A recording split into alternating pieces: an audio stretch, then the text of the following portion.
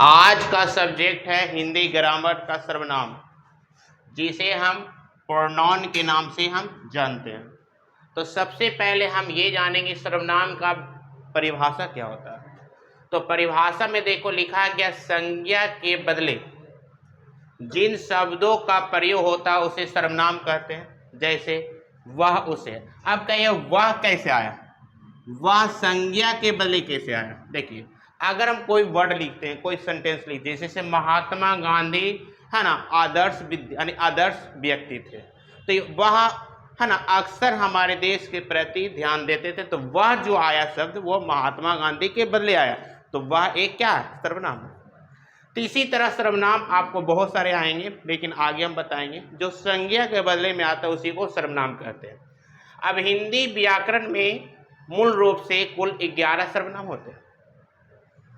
आप समझ रहे होंगे, बहुत लॉजिक आप समझ रहे होंगे कि 11 ही सर्वनाम होते हैं, लेकिन आगे देखिएगा शेष सर्वनाम की उत्पत्ति मूल सर्वनाम से होती है, माने इसी से होती है।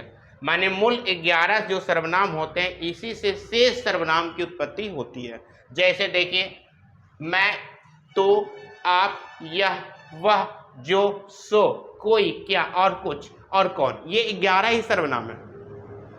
इसके अलावा जो भी सर्वनाम आएंगे वो आपको मैं से ही बनेगा, मूल रूप से इसी सर्वनाम से बनेगा, तो से बनेगा, आप से बनेगा। इसी तरह बहुत सारे सर्वनाम से 11 सर्वनाम से शेष सर्वनाम बनते हैं। लेकिन आपको जानिए सर्वनाम के कितने भेद होते हैं, 6 भेद होते हैं।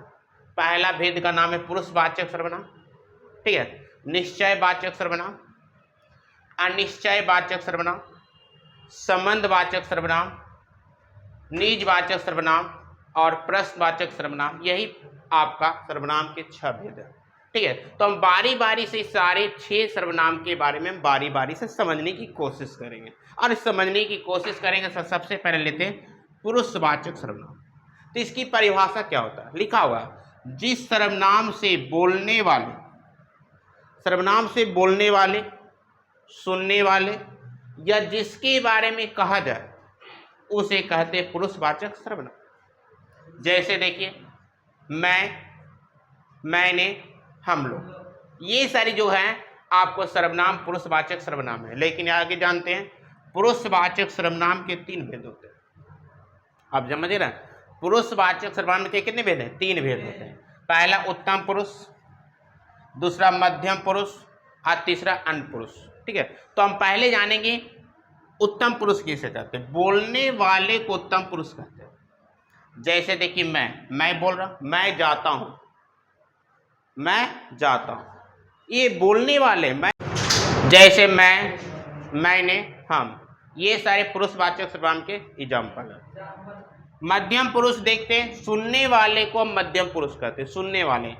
जैसे तू काम करते हो, तुम पढ़ते हो, सुना रहे हैं ना, सुना रहे हैं तुमको कि तुम काम करते हो, तुम पढ़ते हो, तुम कहाँ जाते हो। इसी तरह आपको कहने करती है मध्यम पुरुष है, ठीक है। अब देखिए अन्य पुरुष, जिसके बारे में कुछ कहा जाए,